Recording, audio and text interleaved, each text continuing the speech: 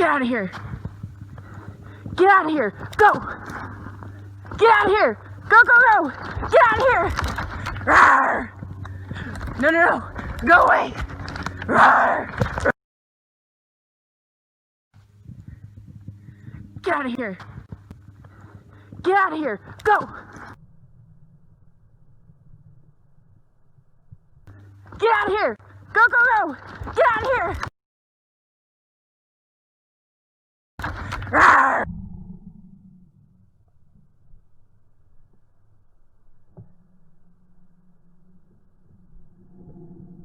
No, no, no. Go away. Rawr.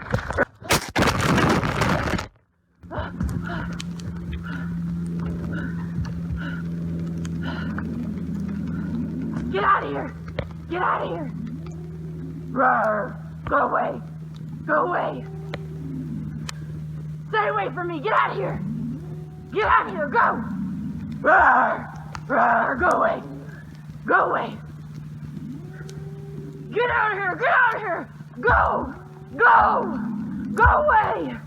Go away. Go. Rawr. Rawr. Rawr. Rawr. Rawr. Get out of here. Leave. Rawr. Leave. Leave. Rawr. Rawr. Roar.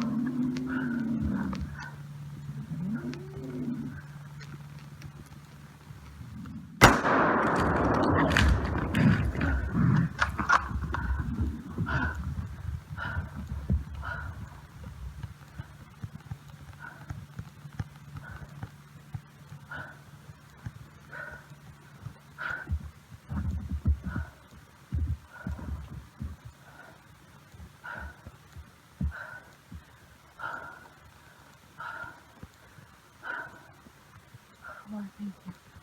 Lord, thank you.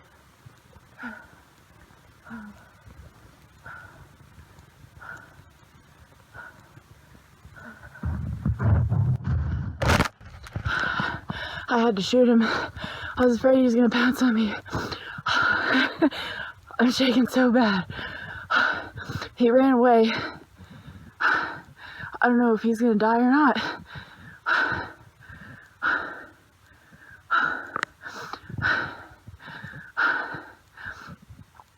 I'm not going to look for him.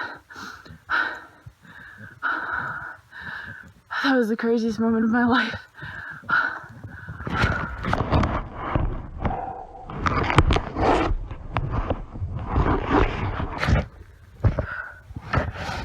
Hey, I'm Mackenzie. I just wanted to tell some of the surrounding story from the video you just watched. This encounter took place on November 1st, 2020, near Gunnison, Colorado. I was on a hunting trip with my dad, and at this particular time we were actually split up in different parts of the woods. So I was walking by myself, and I was way far back in the woods where there weren't any other people tracks around or anything. And I was kind of just looking down, following some deer and elk tracks in the snow, just looking up occasionally as I went. And I was starting to come around some trees when I looked up and just saw this mountain lion standing there about 16 yards in front of me, probably. It was close enough that I could see that its eyes were blue-green, and it was just staring at me. And it was not scared, it wasn't startled. Unlike me, I was very surprised to see this animal standing here. I mean, I've always loved big cats my whole life, but I never thought that I would run into a mountain lion in the wild.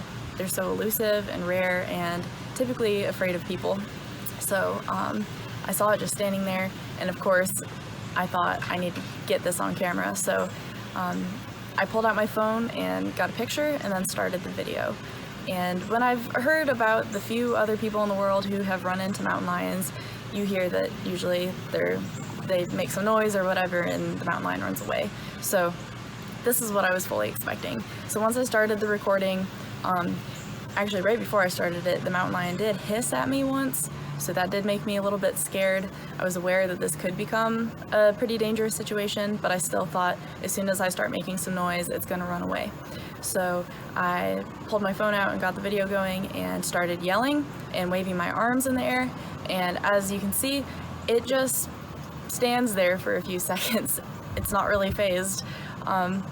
So then I thought, okay, that's weird, but surely I can still scare it away. So I just made my gestures bigger and my yells louder, and I actually charged a few steps toward the mountain lion because there were some downed trees in between us as kind of a barrier, so I felt like it was okay to do that. So when I charged toward it, it started to run off to the side. And I thought, okay, it's leaving, end of story, that was cool. Until I realized that in the shadows, it had made a little turnaround and was actually coming straight toward me. So then everything almost started to happen in slow motion. This was the moment when everything changed. And I suddenly became more scared than I have ever been in my life because I thought that this mountain lion was about to be on top of me and possibly killing me. So that's when I threw my phone down in the snow and started, trying to create some more distance between me and the mountain lion, taking some steps backward as I'm getting my gun off my shoulder, getting ready to shoot it if I have to. But thank goodness the mountain lion decided to stop on the last downed tree. It went over a couple trees and stopped on the last one, with its front paws up on the log.